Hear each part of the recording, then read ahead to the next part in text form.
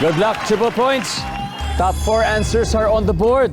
Okay, kapag bakasyon, yayayain mo sina mommy at daddy na ipasyal ka saan? Jenica. Sa beach po. Sa beach! Andyan ba ang beach? Oh, walang beach? Sean, kapag bakasyon, yayayain mo sina mommy at daddy na ipasyal ka saan? Sa ano po, dun po sa family po namin. Saan? Dun po sa ano po, dun po sa Kamiling po. Sa probinsya. Opo, sa Sa probinsya. probinsya, di ba? Sa probinsya. Sa probinsya. Nasaan ba ang probinsya?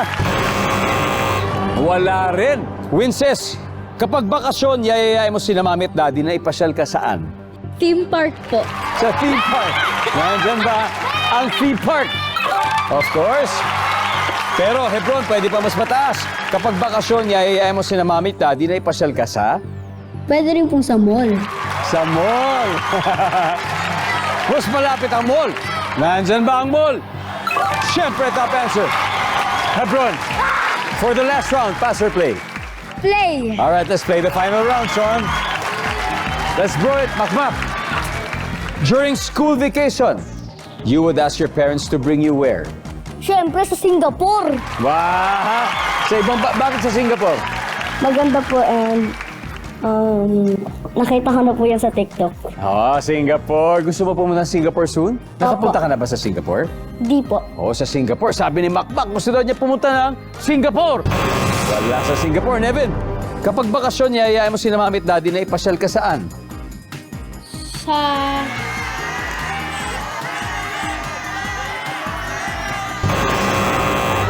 Sean, isa pa. One last.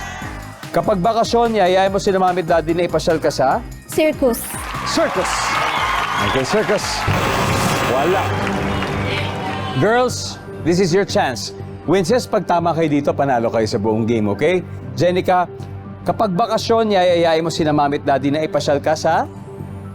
Sa Manila Zoo po. Sa zoo. Rexilin. Zoo din po. Zoo rin. Christina. ka? Saan? At a movie show. Movies. Gusto niyo manood ng movie? Winces, kapag bakasyon, yayayain mo sina mami at daddy na ipasyal ka saan? Sa zoo ba? Manunod ng movie o may iba kang sagot? For the win. You got 3 seconds, Winces. Sa zoo. Sa? Zoo. Zoo. Hebron, tingin mo. Zoo daw. Tama kaya? Hindi po. Alright, guys, for the win, nandyan ba ang zoo? Yes!